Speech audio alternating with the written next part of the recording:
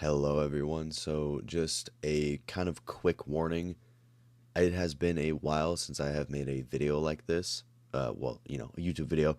And it is currently 1:20 in the morning. I usually don't stay up this late because I have to get up early for work, so I'm a little bit tired, but I really, really had a busy day today. But I had to get this video out because I said I would.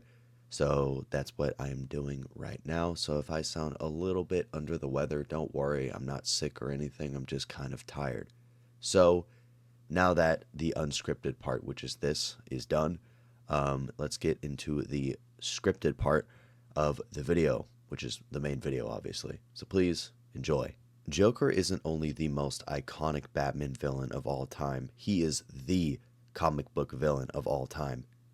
In almost any piece of Batman media, any show, any movie series, any video game, there will always be at least a 99% chance that you will find the Clown Prince of Crime there, even if it's just in mention.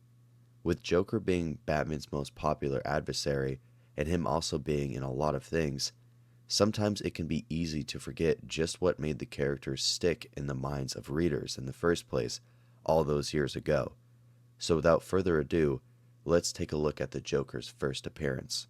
The very first appearance of the Joker can be dated all the way back to the year 1940, where in the very first issue of the DC Comics line simply named Batman, he makes his first appearance, along with other characters like Selina Kyle. The Joker was inspired by a character by the name of Gwynplaine from a film made in 1928 called The Man Who Laughs. So I find it very fitting that this was the inspiration taken for a character that has a permanent grin spread across his face. Now, the book starts off with an old couple simply listening to the radio, when suddenly a toneless voice comes onto the radio declaring that a man would be killed at midnight and a diamond would be stolen. Even though cops tried protecting the man, the Clown Prince of Crime is a master in the art of death.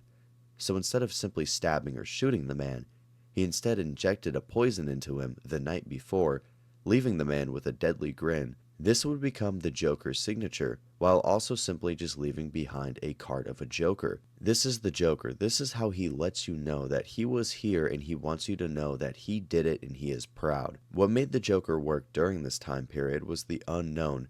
Readers have seen people get poisoned before, but never with this kind of outcome. The Joker is dangerously unpredictable. You never know how he's going to strike next. He even beats Batman in a hand-to-hand fight their very first meetup. One of the coolest but also most disturbing moments in his first appearance is when he's planning to kill a judge in Gotham City. The scene starts at the house of the judge, where you see him nervously pacing around his house when the chief of police tells him to calm down and play some cards with him. Everything seems to be going well until you get a glimpse at the chief's face and see that he simply looks uncanny. Shortly after Joker's success here, we see Robin tracking him to a house only for Joker to take him and capture him. And honestly, at this point, even knowing that Dick Grayson is alive and well right now, I was genuinely worried for him, and I can't even imagine how readers back then felt in that very moment. Thankfully, Robin is saved by Batman, where the dynamic duo then proceeds to chase after this new villain, where they finally capture him and lock him away like the monster he is. I think that his first appearance has a lot of positives. I've never necessarily been afraid of the Joker myself, but I can see and appreciate that they definitely tried making him come off as a serial killer meant to scare readers. The Joker has always been very intelligent and a master at planning things out, and his first appearance shows that off perfectly in my opinion. If you happen to be watching this from TikTok, which is the most likely reason that you are here right now, I know I said I'd be comparing this to the Man Who Laughs comic that came out a few decades afterwards, but I'm going to be honest and not waste your time. The Man Who Laughs is simply superior to this book in every single way. While both books have the same premise, The Man Who Laughs that came out decades after this book takes all the elements that made this book work in the 40s and amplified them by 10.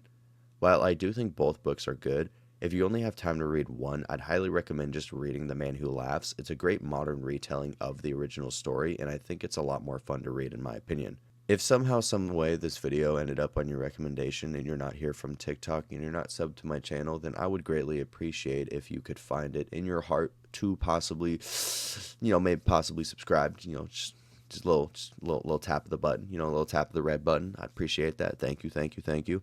But with that, please have a safe and wonderful day. And like I said, if you enjoyed this type of content and you want to see more of it, then please hit the like button, maybe comment a little bit, a little comment, little engagement. But yeah, please have a safe and wonderful day.